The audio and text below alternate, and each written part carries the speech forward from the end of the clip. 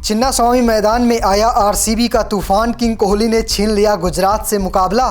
Orange cap पर हुआ कोहली का कब्जा। देवदत्त पडिक्कल ने ठोका 20 गेंद पर 50। साई सुदर्शन की पारी हो गई बेकार। गुजरात टाइटंस की हार के बाद पॉइंट्स टेबल में हुआ बड़ा बदलाव। टाटा आईपीएल 2026 के 34वें मुकाबले में क्या कमाल की पारी विराट कोहली के बल्ले से देखने को मिली है। हर कोई यही देखकर हैरान रह गया कि विराट कोहली इस एज पर आकर भी क्या कमाल का खेल दिखा रहे हैं। विराट कोहली ने एक बार फिर से एक शानदार 50 लगाई और अपनी टीम को मैच जिता दिया है। विराट कोहली रनचेस पर उतरे थे और रनचेस के मास्टर माने जाते हैं। आज जिस अंदाज में उन्होंने बल्लेबाजी की, कगिसो रबादा की 150 के रफ्तार से आती हुई गेंदों पर चौके और छक्के लगाए। राशिद खान की फिरकी को बाउंड्री के पार भेज दिया। प्रसिद्ध कृष्णा की जमकर कुटाई की। सिराज के सामने थोड़ा फंसे थे। अगर वाशिंगटन सुंदर कैच नहीं छोड़ते तो विराट कोहली आज खाता भी नहीं खोल पाते। लेकिन आज आरसीबी ने 5 विकेट से इस मुकाबले को जीत लिया है और इसी के साथ पॉइंट्स टेबल पर एक बड़ी छलांग लगाई है। दूसरे पायदान पर पहुंच चुके हैं और प्लेऑफ की आधी रेस भी उन्होंने अपने नाम कर ली है। 7 मुकाबले अब तक खेले हैं, 5 मुकाबले जीत लिए हैं, 2 मुकाबले बाकी रह गए हैं और इसके साथ उनके 10 पॉइंट हो चुके हैं। जैसे ही 18 पॉइंट होते हैं आप टेबल को टॉप कर जाते हैं, यानी अगले 7 में से 4 जीतने हैं और 18 पॉइंट विराट कोहली की टीम के हो जाएंगे। लेकिन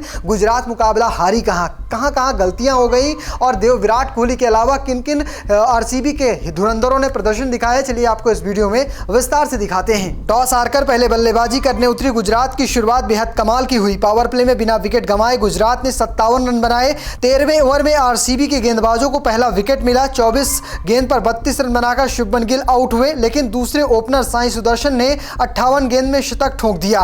साई ने अपनी इस पारी में 11 चौके और 5 छक्के लगाए। बटलर ने 16 गेंद पर 25 रन, सुंदर ने 12 गेंद पर 19 रन और 10 गेंद पर 23 रन होल्डर ने बनाए। आखिरी 4 ओवर में आरसीबी के गेंदबाजों ने बिल्कुल रन खर्च नहीं किए। 17वें ओवर में श्रेष्ठ ने 4 रन, 18वें ओवर में भुवी ने 5 रन और 19वें ओवर में हेजलवुड ने सिर्फ 8 रन खर्च किए। कुल मिलाकर गुजरात की टीम ने 20 ओवर में 3 विकेट गंवाए और बोर्ड पर लगाए 205 रन। एक वक्त 220, 230 का स्कोर नजर आ रहा था, लेकिन तारीफ करनी पड़ेगी आरसीबी की गेंदबाजों की। जैसे मैंने बताया कि 17वें ओवर में सिर्फ 4 रन आते हैं, फिर 5 रन 18वें ओवर में, 19वें ओवर में सिर्फ 8 रन आना पूरी तरह से गुजरात के बल्लेबाजों के हाथ बांध दिए थे। अगर बात करें पावर प्ले की तो पावर प्ले अच्छा गुजरा था, 57 रन बनाए थे बिना विकेट गंवाए। अगर बात करें मिडिल ओवर्स की तो वो भी अच्छा गुजरा था, 119 रन बनाए थे, सिर्फ 2 विकेट गंवाया था। डेथ ओवर की बात करें तो डेथ ओवर में पूरी तरह से रन नहीं बना पाए थे, फिर भी 35 रन तो आ ही चुके थे, लेकिन इस दरमियान 1 विकेट गंवाते हैं। डेथ ओवर में अगर 50 रन के आसपास होता तो 15 रन और एक्स्ट्रा होते और 15 रन एक्स्ट्रा होते तो शायद दबाव थोड़ा आरसीबी पर देखने को मिलता। इस मुकाबले को 7 गेंद शेष रहते ही आरसीबी ने जीत लिया है। आरसीबी के लिए भुवनेश्वर को 1 विकेट मिलता है, 1 विकेट मिलता है हेजलवुड को और 1 विकेट श्रेयस शर्मा चटकाते हैं। इस तरह से आज आरसीबी की पहली पारी घटती है। अब बारी थी रनचेस की। रनचेस में क्या हुआ चलिए आपको वो भी दिखा देते हैं। लक्ष्य का पीछा करने उतरी आरसीबी की शुरुआत अच्छी नहीं हुई। 24 के स्कोर पर जैकब बैथल आउट हो गए। इसके बाद तो विराट कोहली और देवदत्त पडिक्कल ने ताबड़तोड़ अंदाज में बल्लेबाजी की। पडिक्कल ने 20 गेंद पर 50 ठोकी तो विराट ने 30 गेंद पर 50 लगाया। दोनों ने 59 गेंद पर 115 रनों की साझेदारी की। पडिक्कल ने 27 गेंद पर 55 रन बनाए। विराट कोहली ने 44 गेंद पर 81 रनों की धमाकेदार पारी खेली। पाटीदार ने 8 रन और जितेश शर्मा ने 10 रन बनाए। इसके बाद टिम डेविड और कुणाल ने टीम को मैच जिता दिया।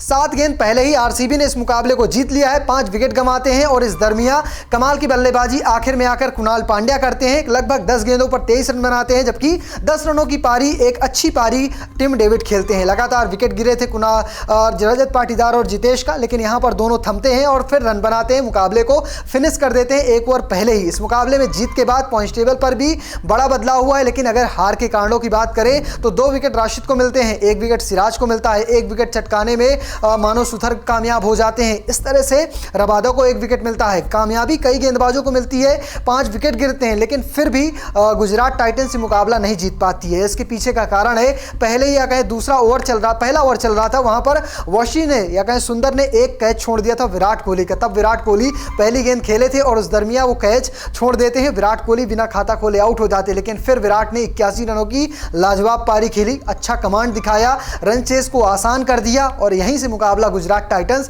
हार जाती है। शुरुआत में पावर प्ले ठीक ठाक गुजरा था, एक विकेट आया था, लेकिन उसके बाद मिडिल ओवर्स में विकेट ही नहीं चटका पाते हैं, जहां पर देवदत्त पडिक्कल और विराट कोहली अच्छी साझेदारी करते हैं। बाद में विकेट गिरते हैं, लेकिन तब तक मामला हाथ से जा चुका होता है। विराट कोहली के 81 आ चुके होते हैं, पडिक्कल 55 बना चुके होते हैं, दोनों के बीच 115 रनों की लाजवाब साझेदारी हो जाती है और यही सबसे बड़ी समस्या होती है। इसके अलावा गुजरात के कप्तान शुभमन गिल की पारी बहुत कह सकते हैं धीमी पारी आती है, सिर्फ 10 गेंदों का अंतर रह जाता है, जहां पर वो लगभग इतने गेंदों पर लोग 50 लगा देते हैं। विराट को शुभमन गिल ने सिर्फ 30 या 32 रन बनाते हैं। इसके अलावा गेंदबाजी का सही तरीके से प्रयोग न कर पाना, मानव सुथर को गेंदबाजी पर लेकर आते तो शायद विराट कोहली थोड़ा फंसते या फिर पडिक्कल फंसते, लेकिन मानव सुथर को काफी बाद में लेकर आए। जब मानव सुथर आते हैं तो वो पहली गेंद पर या दूसरी गेंद पर उन्होंने रजत पाटीदार को चलता कर दिया था, तो यहां पर थोड़ा सा गेंदबाजों का सही तरीके से प्रयोग नहीं कर पाते हैं, फील्डिंग थोड़ी अच्छी नहीं होती है और रन दो जगह खराब बनते हैं। एक तो पावर प्ले में थोड़े रन कम बनते हैं, शुभमन गिल रन बनाते हैं लेकिन रन बॉल जैसे हाल रहता है। इसके अलावा